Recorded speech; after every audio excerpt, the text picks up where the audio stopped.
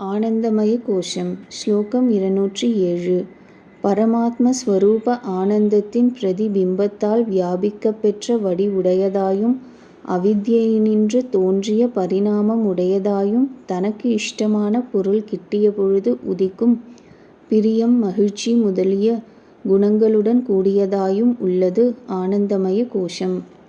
புண்ணியத்தின் பயனை அனுபவிக்கும் பொழுது நற்செயல் புரிந்த பாக்கியசாலிகளுக்கு தானாகவே இவ்வானந்தமய கோஷம் பிரகாசிக்கிறது.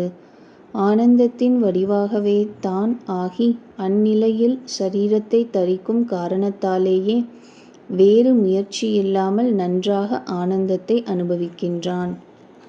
ஸ்லோகம் 208. ஆனந்தமய கோஷத்திற்கு உறக்க நிலையில் மலர்ச்சியானது பரிபூர்ணமாய் உள்ளது. கனவிலும் விழிப்பிலும் இஷ்டமான பொருள்களின் காட்சி முதலியவற்றால் சிறிதளவு ஏற்படுகிறது. ஸ்லோகம் 209.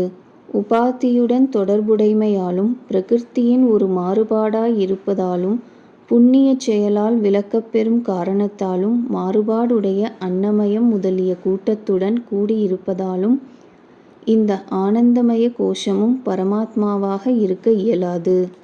ஸ்லோகம் 210. 5 கோஷங்களும் விசாரத்தாலும் ஸ்ருதியாலும் விளக்கப்பட்ட பின் அந்த விளக்கத்தின் எல்லையாக ஞானமே வடிவானதும் சாட்சி வடிவானதுமான ஆத்மா எஞ்சி நிற்கிறது. ஒவ்வொன்றாக இது உண்மையில்லை இது உண்மையில்லை என்று விளக்கிக் கொண்டே வரவேண்டும். இது பிருகதாரண்ய உபனிஷத்தின் வாக்கு. ஸ்லோகம் 211. தானே பிரகாசிப்பதாயும் 5 கோஷங்களினின்றும் வேறாயும் எந்த இந்த ஆத்மா உள்ளதோ அது விழிப்பு கனவு உறக்கம் என்ற 3 நிலைகளுக்கும் சாட்சியாகவும் என்றும் உள்ளதாகவும் மாறுபாடற்றதாகவும் மாசற்றதாகவும் எப்பொழுதும் ஆனந்த வடிவினதாகவும் உண்மையை காணும் திறன் படைத்த ஞானியால் தன்னுடைய ஆத்மாவாகவும் உணரப்பட வேண்டும். 5 கோஷங்களும் ஆத்மாவல்ல என்று விளக்கப்பட்ட போது அனைத்துக்கும் பிரதிஷ்டையாய் அடிப்படையாய் எஞ்சி நிற்பதே ஆத்மா, அதுவே பிரம்மம்.